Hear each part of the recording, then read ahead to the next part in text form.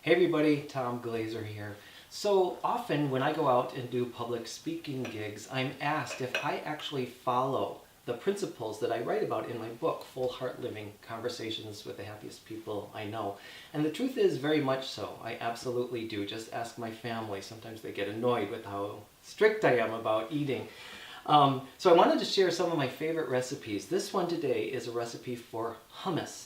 This is actually a staple in our household. We almost always have some hummus, the bean spread, in our refrigerator. The tricky part here is that most hummus recipes call for a lot of garlic, which I don't mind. I love garlic, but nobody else in my family would eat it. So I had to come up with some creative ways. I'll show you a couple secrets as we go. So of course we start out with just basic garbanzo beans here, or sometimes called chickpeas. I just use the canned variety. This is 2 cans and I have put them in the microwave for just 30 seconds. So we put those first in the food processor.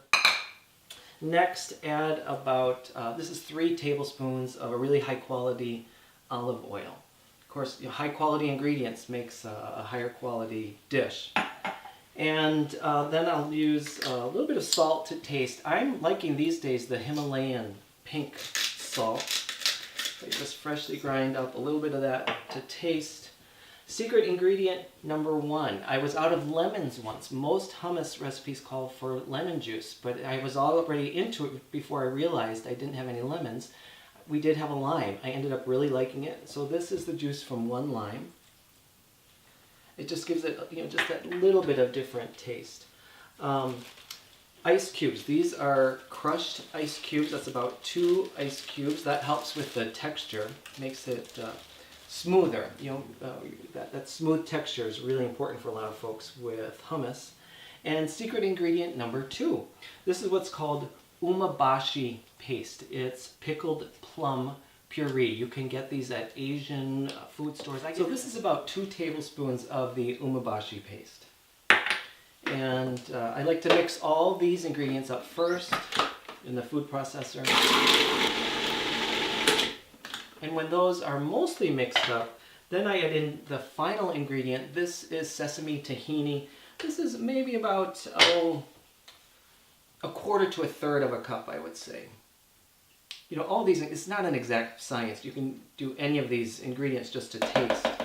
But the texture seems to work better if you mix in that tahini as the very last ingredient after the others have had a chance to marinate well together.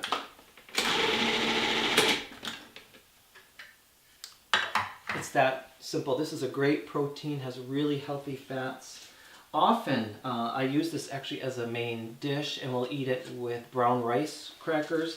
Today I happen to have a little bit of leftover homemade bread. This is my own creation. This is homemade oat and rye bread, which I just think is a fantastic combination with hummus. I'm telling you, it doesn't get much better than this.